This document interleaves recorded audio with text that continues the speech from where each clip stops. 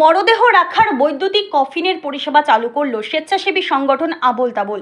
রবিবার এক অনুষ্ঠানের মধ্য দিয়ে বৈদ্যুতিক কফিনের পরিষেবার আনুষ্ঠানিক উদ্বোধন করা হলো। অনেক সময় কোনো পরিবারের সদস্য মারা গেলে পরিবারের কেউ বাইরে থাকলে দেহ সংরক্ষণ রাখার মতো ব্যবস্থা ছিল না ধূপগুড়ি শহরে। অনেকে স্বেচ্ছাসেবী সংস্থার কাছে বৈদ্যুতিক কফিনের পরিষেবার দাবি জানিয়েছিল। অবশেষে আবোল তাবোল সংগঠন একটি বৈদ্যুতিক কফিন নিয়ে আসে। জানা যায় বৈদ্যুতিক কফিনটি বিনামূল্যে পরিষেবা প্রদান করা হবে। কফিন রাখার জন্য পুরসভার থেকে পুরো শ্মশানে রাখার জন্য একটি ঘর দেওয়া হবে, সেখানেই রাখা থাকবে। পরিষেবা গ্রহণকারীকে নির্দিষ্ট স্থান থেকে কফিন নিয়ে যেতে হবে, আবার শেষকৃত্য শেষ হলে নির্দিষ্ট জায়গাতে নিয়ে যেতে হবে। আবোল তাবোল সম্পাদক জয় বসাক বলেন, এটা একটা মর্চুয়ারি ফ্রিজার বা বৈদ্যুতিক কফিন। মানুষকে যদি কফিন বন্দি করতে হয় মৃতদেহকে, তাহলে সেই জন্য এই পরিষেবা। এই চিন্তাটা কেন আসলো?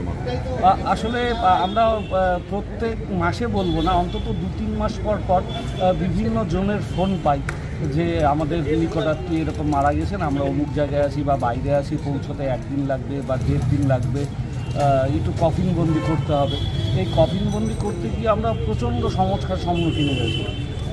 হয়তো রাত্রি 11টার সময় উনি ফোন করলেন, শীতকাল, তখন বরফের ব্যবস্থা করা, এই সমস্ত কিছু করতে গিয়ে, এবং এটা ব্যয় সাপেক্ষ অনেক, মানে প্রায় 5,500 থেকে 6,000 টাকা খরচ পড়ে যায় সেই ক্ষেত্রে। তাই এত কিছু চিন্তা ভাবনা করে আমরা চিন্তা করলাম তাহলে এই পরিষেবাটা মানুষের জন্য নিয়ে আসি, কারণ এই পরিষেবাটা অত্যন্ত জরুরি, যেখানে ব্যয়ভার শূন্য। হ্যাঁ, সেই কারণেই এটা। এই কফিনটা কোথায় রাখা হবে, কারা দেখবে এটা আবোল তাবোলের সমস্ত কিছুই আবোল তাবোলের, এবং আমরা নির্দিষ্ট ফোন নাম্বার দিয়ে দেবো, 2খানা ফোন নাম্বার, সেই ফোন নাম্বারে লোকে ফোন করতে পারবেন। এবং ধূপগুড়ি পৌরসভা ধূপগুড়ি মহাশ্মশানে একটি ঘরের ব্যবস্থা করেছেন আমাদের জন্য, সেখানে এটি থাকবে। সেখান থেকে লোক যিনি এই পরিষেবা নেবেন তাকে নিয়ে যেতে হবে, এবং তাকে আবার ব্যবহার শেষকৃত্যে 12 ঘন্টার পরে এটা আবার আমাদের কাছে ফেরত দিতে হবে। নিয়ে যাওয়া ফেরত দেওয়ার দায়িত্ব তার সম্পূর্ণভাবে, এবং সম্পূর্ণ বিনামূল্যে এই পরিষেবা। বলছি যে কোন কোন এলাকায় পরিষেবা পাওয়া যাবে?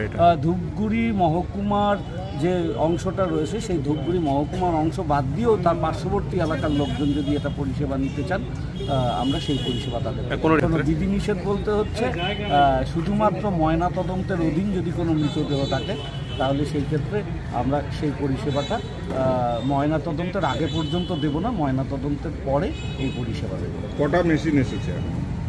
না, আমাদের একটাই কফি।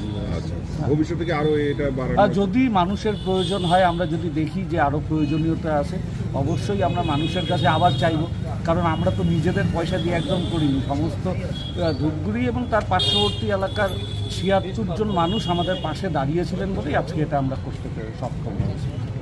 ধন্যবাদ।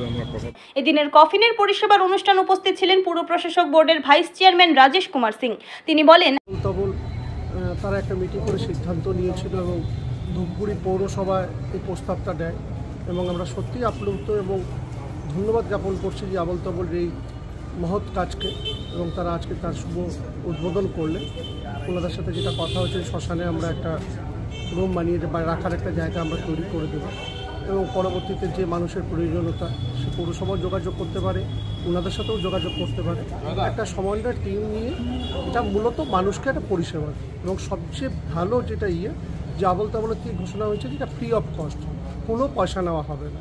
যে যদি তার বাড়িতে নিয়ে যায়, সেই বাড়িতেই তার নিয়ে যাওয়ার ক্যারিংটা লাগবে। এটা আবোল তাবোলের ঘোষণা করা হচ্ছে, সেটা ওনাদের কর্তৃপক্ষই আরও বিশেষ বলতে পারবে।